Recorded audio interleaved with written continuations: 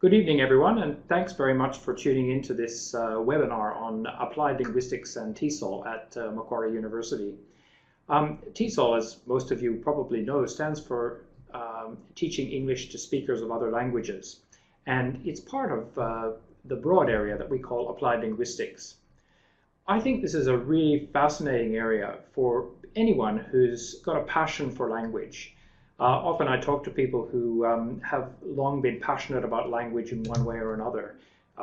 Maybe they've studied languages at school, or maybe they've grown up speaking 2 or more languages and have been curious about the experience that they've been through and the experience that others have with language.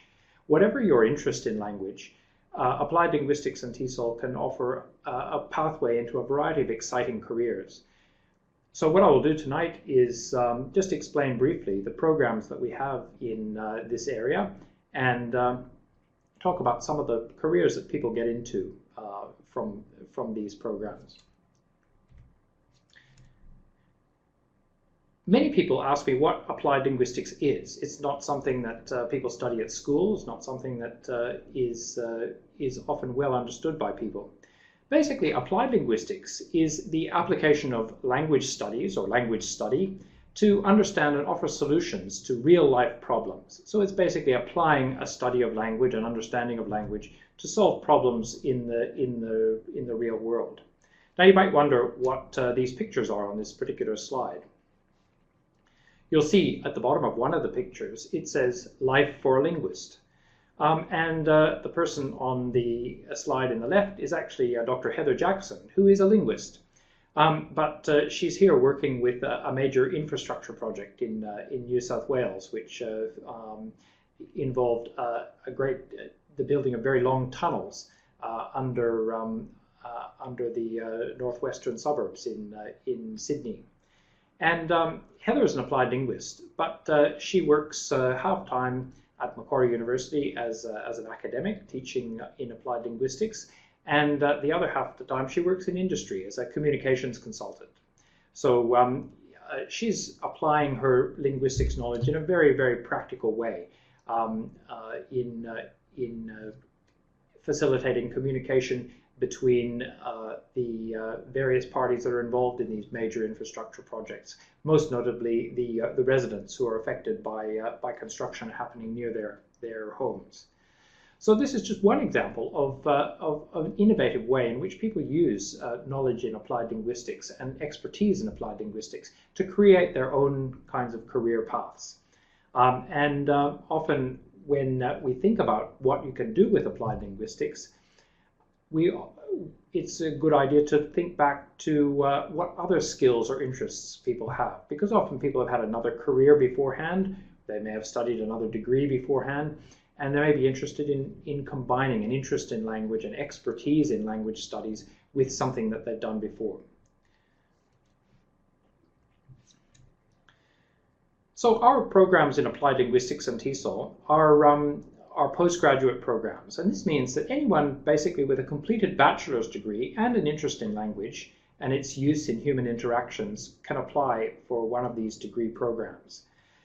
It doesn't matter if your bachelor's degree is closely related to linguistics or language study, or whether it's in a completely different area. You're still eligible to apply for these programs, and I'll say a little bit more about that in a moment. So just to give you an overview, we have programs to suit professionals in fields where an in-depth understanding of language and communication is important. So people who are already established in a particular profession. Perhaps they are HR consultants, human resources consultants, or perhaps they are accountants, or perhaps they work for a hospital as in various areas. They can all benefit from a study of applied linguistics in helping them to understand how communication happens in their particular disciplines. We also have programs for students who are interested in pursuing further doctoral studies in the future. We have programs for people who are interested in being language teachers and interested in getting into the profession of English language teaching. And we also have programs to suit experienced language teachers who are seeking to enhance their qualifications and take their careers to the next level. So I'll now talk a little bit about the specific degree programs that we have, and you'll be able to see, I think, how these match up with some of the areas that I've just outlined. One of our programs is the Graduate Certificate of TESOL. Now, as its name implies, it's a graduate certificate, so it's open to people who have completed bachelor's degree studies, again, as I mentioned, in any particular field. The convener of that program is my colleague, Dr. Philip Chappell, and his email address is up there on the slide at the moment. I'll just tell you a little bit about how this program works. The Graduate Certificate in TESOL is an entry-level qualification into the field of teaching English to speakers of other languages. It, on its own, it won't qualify people to teach in the public school system in New South Wales or in other states in Australia, but we do have many people who are already teaching in primary and high schools in Australia doing the Graduate Certificate in TESOL. Because what it does give them is it gives them what's called an ESL specialization in teaching English as a second language. So if people are already qualified to teach in that system, then this can be an added qualification which gives them the specialization in English as a second language. People who with this particular qualification sometimes teach on migrant English programs for people newly arrived in Australia, refugee English programs, and a big area that they teach is in international students programs, which are offered around Australia, but in universities and private colleges. So most universities in Australia have an English language centre associated with them. And these English language centres all employ a number of TESOL teachers. Overseas, some people use the Graduate Certificate in TESOL as a way of traveling the world, because in many parts of the world there's a demand for English language teachers. And in the past it was often possible to get a job teaching English without any particular qualifications in English language teaching. That's probably still possible in some parts of the world, but in many parts of the world employers are looking for some qualification in English language teaching. And certainly a university level graduate certificate in TESOL, such as the one that Macquarie offers, is a really good choice. People overseas they do teach at schools and universities, private colleges, English language colleges, English conversation schools, and also for sometimes companies employ English language teachers overseas to offer in-house English language training for their employees. The Graduate Certificate of TESOL basically consists of 4 courses. We call these courses units at Macquarie. And it can be done in 6 months full-time, just 1 semester, or it can be spread over a longer duration part-time. People who complete the Graduate Certificate of TESOL do courses in language teaching methodologies, planning and programming in TESOL, and linguistics and language teaching. So 3 coursework units and 1 practicum unit, so 4 units altogether. The practicum is basically involves placement in a language school or language center and doing demonstration language teaching lessons, receiving feedback from experts as part of completing that program. And this is important because employers, when they're seeking to employ language teachers, are often concerned about whether the program that they've completed has contained a practicum unit. So has their teaching actually been observed? Have they actually been in a real classroom and done some teaching? As I mentioned, this graduate certificate can be completed in 1 semester full-time or 2 or 3 semesters part-time if you prefer. And one of the big advantages is that you can study the whole program face-to-face on campus, or you can study the whole program online if you're if you have work commitments that prevent you from getting into lectures, or you live away from Macquarie University and wouldn't be able to get to the campus, you can complete the whole program online. It's designed to be done that way. And you can also mix the two modes, if you like. So some people study some parts of the program face-to-face and other parts online. To get into the graduate certificate in TESOL, you need to have a completed bachelor's degree. It can be in any field. We recognize that people come into language teaching and applied linguistics sometimes from very different areas, and that's all right. And in fact, it enriches the discipline considerably, having people with different backgrounds coming into it. So the fact that some applied linguists began life as accountants or medical doctors or lawyers or engineers is a great asset to the field of applied linguistics, and allows them to understand in unique ways how language and communication is used in those particular fields. English language proficiency is important for people who are coming from outside, who've completed their studies in a language other than English, their bachelor's degree. There is an IELTS requirement, which is 6.5, a score of 6.5 overall. And the graduate certificate in TESOL articulates into our master's program, which I'll say a little bit more about in a moment. Our master's degrees in applied linguistics, we have two of them. One is called the Master of Applied Linguistics and TESOL, and the other is simply called the Master of Applied, and I'll explain how these work.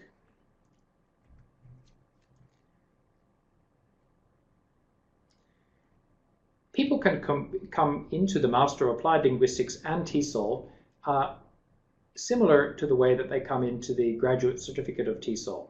They can have a bachelor's degree in a closely related area, or in indeed any area of study.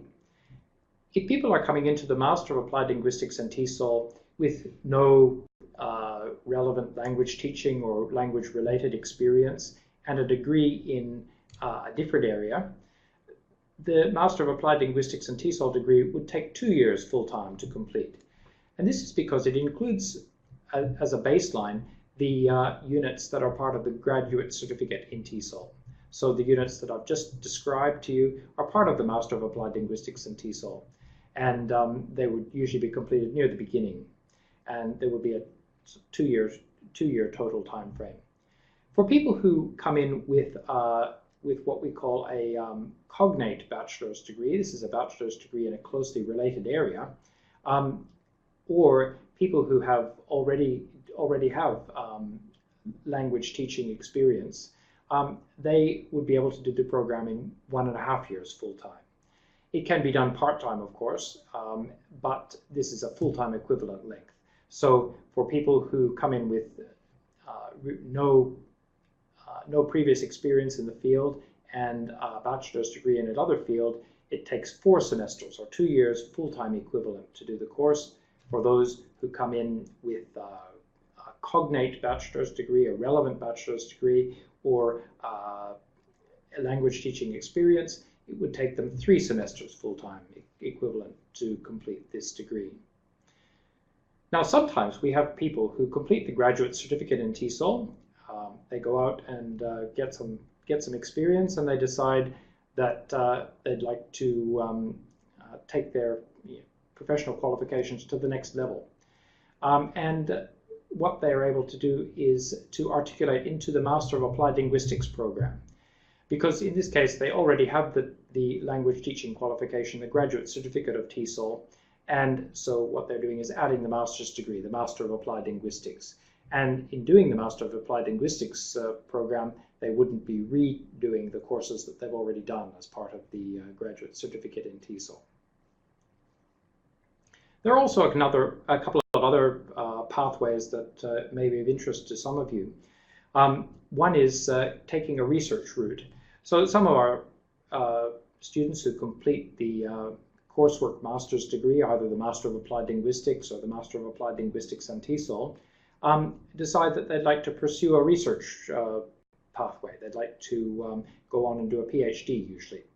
And so the coursework masters enables them to go into the second year of the Master of Research program, the MRes program at Macquarie, which is the year in which they write a small research thesis in preparation for getting into a PhD program.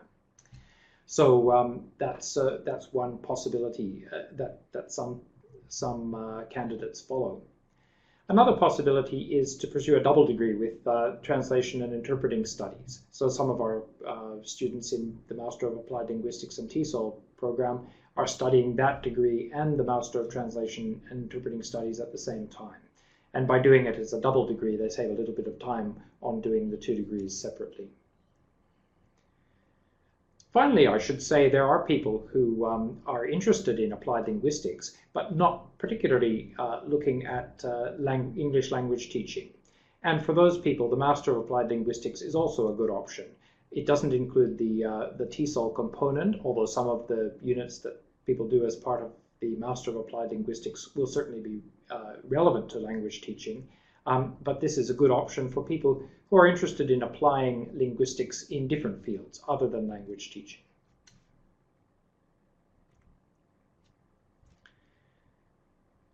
By now you might be curious about the kinds of actual courses or units that you would study as part of a master's degree.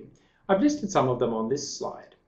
There's a course in research methods in language study. This is important not only for people who want to do research in applied linguistics, but also for anyone who's in the field, because it's important to be able to read the research that's being done in the field and to make sense of it and think about how it relates to your own practice. Some people are interested in actually going on and doing research themselves, which is great, but not always that's not always the case. But in any case, research methods is useful. Other units that are part of the degree include languages and cultures in context. Languages and cultures in contact, I should say. Pragmatics and intercultural communication. Classroom curriculum and context. Language learning and community. Genre, discourse, and multimodality, which sounds complicated, but is really fascinating when you get into it. Literacies. Second language acquisition, how people learn second and foreign languages, whatever they are, how this can be looked at from a variety of different perspectives.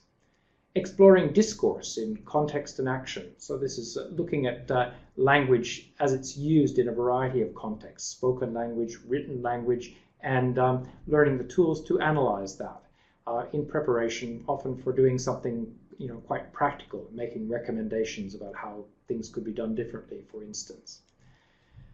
Language learning beyond the classroom, where we talk about the language learning activities that go on outside formal classroom settings. And then finally, language testing and evaluation, ways in which language is tested and assessed and evaluated, either as part of formal language programs or in the wider world.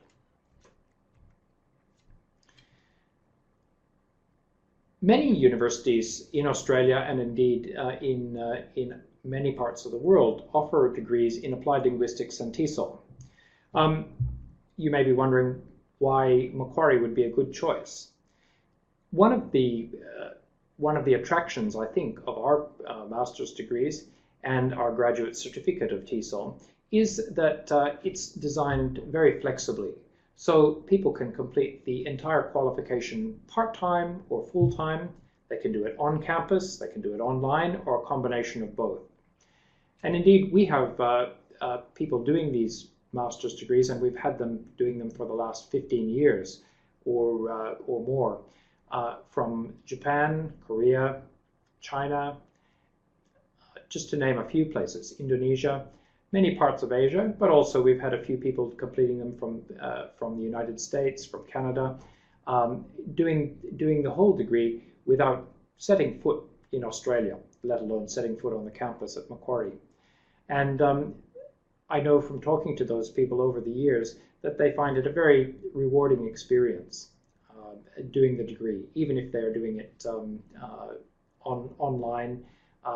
they would be engaging through the online learning platforms with their colleagues, both those on campus and other colleagues online around the world, sharing ideas. It's an internationally relevant qualification, so it's our qualifications are relevant around the world. We know this because our graduates are employed in many different countries around the world, and so it's a degree that's truly got sort of international currency, if you like. Our staff, people who teach on these programs, have often taught themselves in different parts of the world, or have worked in various kinds of contexts, employment contexts in other countries in the world. So we not only talk about what goes on in language classrooms in Australia, what goes on in institutions in Australia, but we try to take a very global outlook on the issues that come up. It's also the case that Macquarie University, and specifically the Linguistics Department, is highly regarded around the world.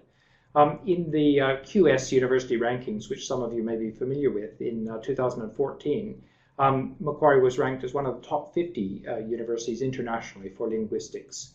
Applied linguistics is part of a very broad and diverse linguistics department at Macquarie that has clinical programs such as audiology and speech pathology, as well as programs in undergraduate linguistics, translation and interpreting, editing and publishing, and applied linguistics and TESOL. So it's a very big and diverse department, and a great place to work as well. We also are involved in a lot of research, which helps to contribute to informing our discipline. So the staff who are teaching the units are active researchers as well. So I hope this has given you a little bit of an idea about some of the programs we have in applied linguistics at Macquarie. And if you have a passion for language, as I have, I found that this is the perfect way to channel it. Often people are very creative in the kinds of careers that they carve out for themselves in either English language teaching more broadly, or in applying linguistics in a variety of settings. So I hope that has given you a little bit of an idea of how our programs could contribute to this. And I'll be very happy to answer your questions.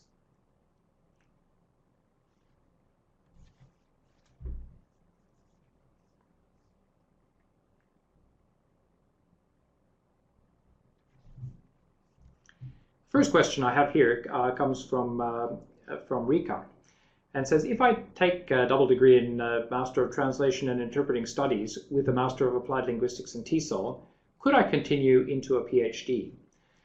Yeah, very good question.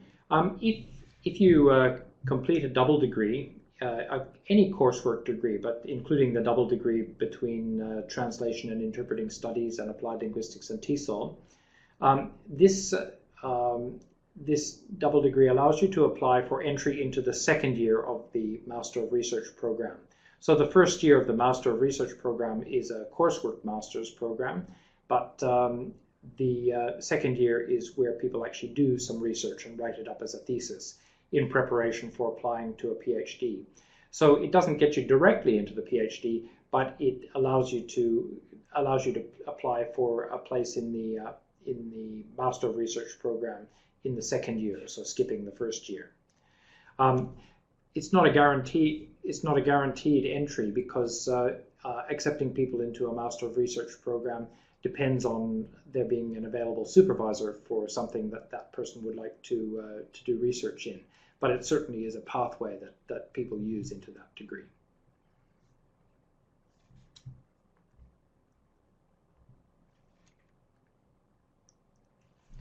I have a question from Sachiko. It says, is it possible to be an auditor of the class that I'm interested in first? Certainly, when people are actually enrolled at Macquarie, they often ask us, can I audit or sit in on a class without enrolling? I think, and we generally find that there's space in the classroom. We're very happy for people to do that. For someone who's not actually enrolled in the program at all, I think the best thing to do would be to just to talk to me as the program director, or to talk to the convener of the particular course that you want to sit in on, and I'm sure we can arrange for you to do that. So basically, yes, if that's something you'd like to do, please send me an email, and we can arrange it. It's just important that we know exactly who's in the classroom, and what and whether they're a student at Macquarie or they're an external visitor. So it's good to arrange it individually, but certainly that's something we could arrange.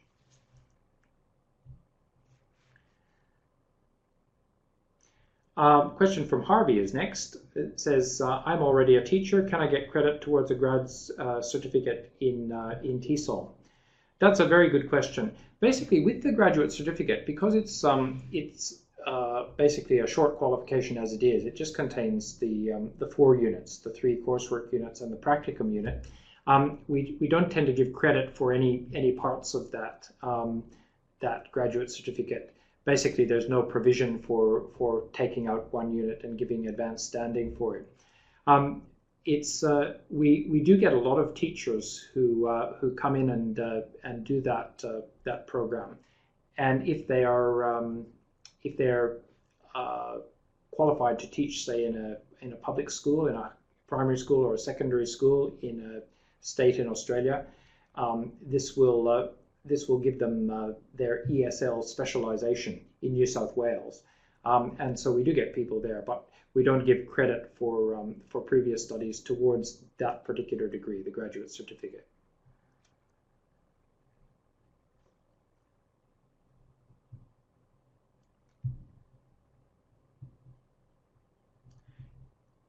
While we're just waiting for the next question, I can just expand a little bit on that last point for anyone who's listening. We have in the classroom, we have people who are basically completely new to teaching, as well as people who are very experienced teachers, but are new to language teaching. And you might think that would be a kind of an odd combination, but strangely it works really well. Both groups seem to enjoy what they can learn from each other. But everyone is learning something, because the graduate certificate in TESOL is designed to be a sort of up-to-the-minute kind of qualification in English language teaching. So whatever one's background, it uniquely equips you for teaching in the 21st century language classroom and being up with the latest methodologies. Another question I have here from Julie, and she says, I've just finished my BA with a linguistics major. Don't know if I could cope with studying for a master's degree, but I'm considering the grad cert in TESOL. There doesn't seem to be anything in between, such as a diploma. Any reason for this? We did used to have a diploma level qualification. We found that it was, I guess, not terribly many people took it up. Some people did, but for better or worse, we streamlined it so that we've got the graduate certificate and the master's degree. I think a good way forward would be to start off with the graduate certificate in TESOL, and then that gives you a qualification to get started with. And then if you think, yeah, I really like this area, I'd like to pursue things further, then you can continue on with the Master of Applied Linguistics. And since you've got a BA with a linguistics major, and you'd have a graduate certificate in TESOL, you would be able to complete the master's degree in 1 year full-time equivalent, because you'd get credit for the cognate or related bachelor's degree and the graduate certificate in TESOL. So I think that would be one possible way of going there. Nicole's asked a question here. She says, I'm a primary teacher. Will I get credit if I study a Master of Applied Linguistics and TESOL? If you've been a language teacher, you would get credit. If you have been teaching other subjects other than language, then you wouldn't get specific credit for that. However, you would get credit for your education qualification. So it would end up being the same thing, the same amount of credit, I should say. So if you've got a bachelor's degree in education, or some people even have a master's degree in education, but if you have an education degree, then you're able to complete the Master of Applied Linguistics and TESOL in 1.5 years. So you would get basically 6 months of advanced standing for that related bachelor's degree. We call it RPL, or Recognition of Prior Learning. So if you hear the term RPL, it basically means that the prior learning is being recognized and the degree is being shortened as a result. Got a question here from Lee, who says, I'm planning to undertake your department's grad cert in editing next year and wondering if it can at all be credited towards the Masters of Applied Linguistics. I'm thinking that I would say yes, if your first degree was in an area that's closely related to applied linguistics, then you would get credit anyway. You'd get the you'd be able to do the course in 1.5 years, full-time equivalent.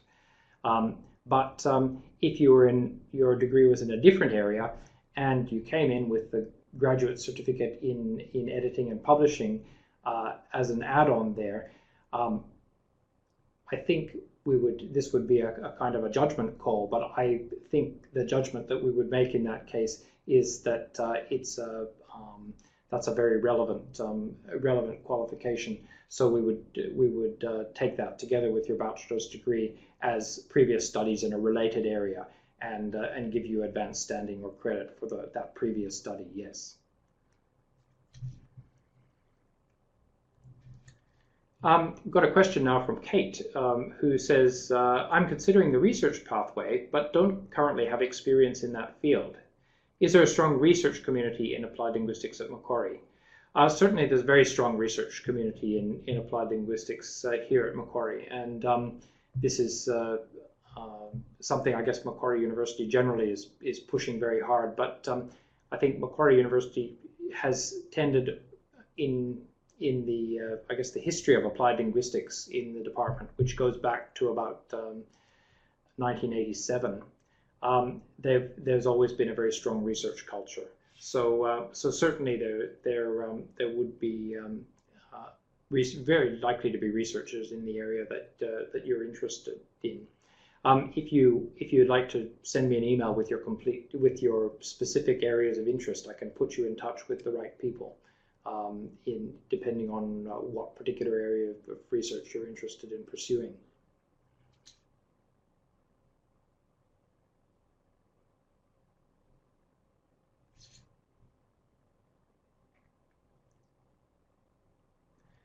Just expanding for a minute on the research areas, a number of the staff members at Macquarie in applied linguistics are interested in research in language teaching and learning, and some are interested in, say, language classrooms, doing research that's classroom based. Others are interested in research that's on language learning outside the classroom, in my case, I find one of the areas that I'm really interested in is language learning motivation. So what motivates language learners? What demotivates them? And there's a lot of research that's being done in that area, and I have a number of PhD students who are working and have worked in that particular area. Other people are interested in looking at applied linguistics outside the realm of language teaching. So they'd be interested in language in the workplace, language in a variety of professional contexts. So another area that I'm interested in, I came from a medical background originally into linguistics. So one of my research areas is medical communication or healthcare communication, and so we have students who are nurses and other health professionals who are interested in communication in their profession, which is a really, really big area in the popular media as well as in the research literature. And this is an area where applied linguistics really has something to contribute. And people coming with previous backgrounds in another field are uniquely placed to bring those two fields together. I've just got another question here from Lee saying, do you have many students juggling work and study? I would say yes. It's interesting. The majority of our online students would be juggling work and study. Many of them probably have full-time jobs. I shouldn't say probably. I know many of them do have full-time jobs, but I would say probably the majority of the online students have full-time jobs, and so it's possible to simply study just one course unit per semester if they wish, or 2 units per semester, or to change from one semester to another depending on how their work commitments go.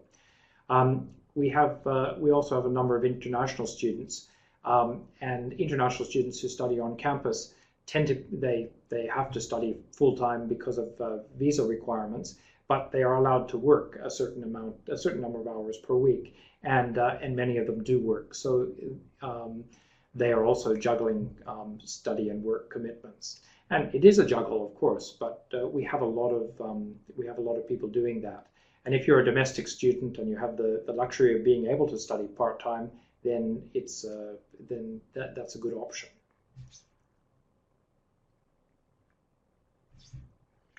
Another question from Lee, another Lee. It says, my internet access on the train home has been a little intermittent. Will the slides and video from the webinar be available later online? And I see I see that Steph has answered that question for me. So yes, I think that's the plan. And if you yes, you can, if everyone can see that question and if everyone can see the answer, then you know what to do. If not, just you can drop me an email and I'll pass it on to Steph, who's organizing the session, and Steph and Teresa, and they'll be able to provide you the details.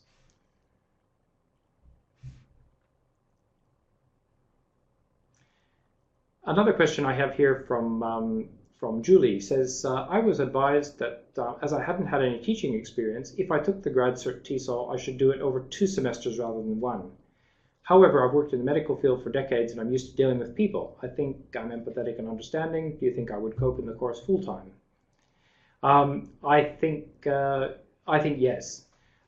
If basically we sometimes tell people that if they're not in any particular hurry to complete the grad cert, it's often a good idea to do it over 2 semesters. Partly because this allows them to do the practicum after they've done some or all of the coursework units. However, we've designed it to be done in 6 months, in 1 semester. So if people say, I want to get it done in six months, and you've got the time to do it, then I would strongly encourage you, yes, go for it. I think that would be fine. If you find that if you started off and you found in the first couple of weeks you say, oh dear, this is going to be too much, I'd like to drop a unit and pick it up next semester instead, that's still possible. There's a certain cutoff date, which we call the census date. Before that date, if you withdraw from a unit, then it disappears completely from your record. There's no, you're not required to pay for it, and you can pick it up at another time. But it's really important, if you want to do that, to make sure you withdraw from the unit before this census date. But certainly, if you're thinking of doing it full time and you've got the time to do that, and that's what you'd like to do, I'd say, I'd certainly say go ahead.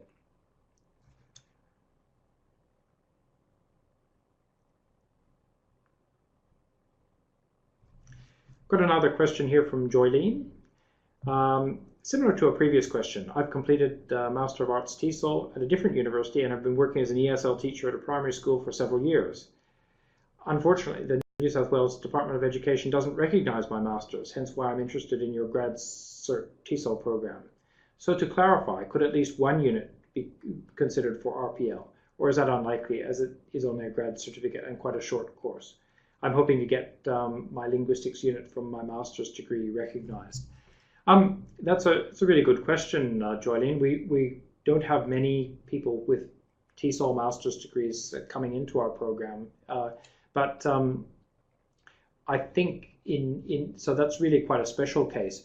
What I would say is if you put in an application and send me an email at the same time, just letting me know, reminding me of your situation, I can discuss that with Phil Chappell, who's the convener of the program, and see if there's any scope for giving you credit there. One issue, we don't normally do it because it is a very short program, and I'm not sure whether the university actually would allow us to do it, just because there are certain rules about what percentage of the degree or qualification must be studied at Macquarie. But certainly we could investigate it for you and see if that might be possible. So do get in touch with us about that, and we'll investigate it, because it's quite a special situation, I think.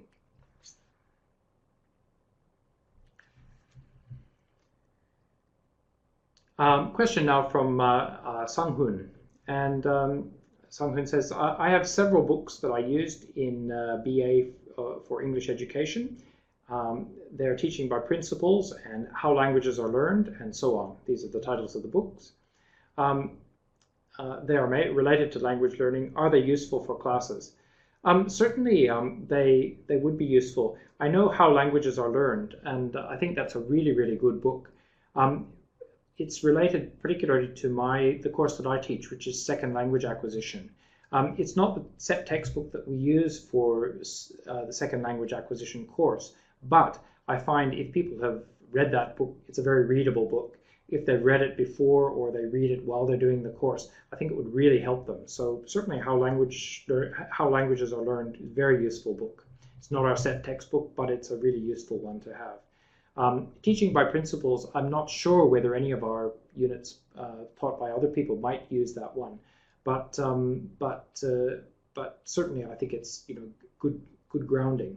And I'm not familiar with that particular book, so I can't really comment on that one. But How Languages Are Learned certainly would be a useful one.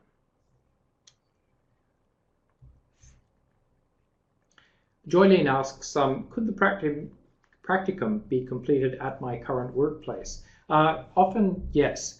What this depends on is the presence of someone at the workplace, or someone who's available to and has the qualifications to be a supervising teacher. So it depends on the individual workplaces where people are. But in many cases, we arrange placements for students in the Practicum at language centers, language schools, where there is a supervising teacher who's able to help them through the Practicum. We have a Practicum coordinator here at Macquarie, who's Janice Ford, and so she gives input as well. But because people are doing Practicums at multiple locations, they need someone there as well. So it just depends on whether we can find someone who's got the appropriate qualifications and is willing to take on that role. But very often the Practicum can be done at a workplace where someone is already based or already has some connection.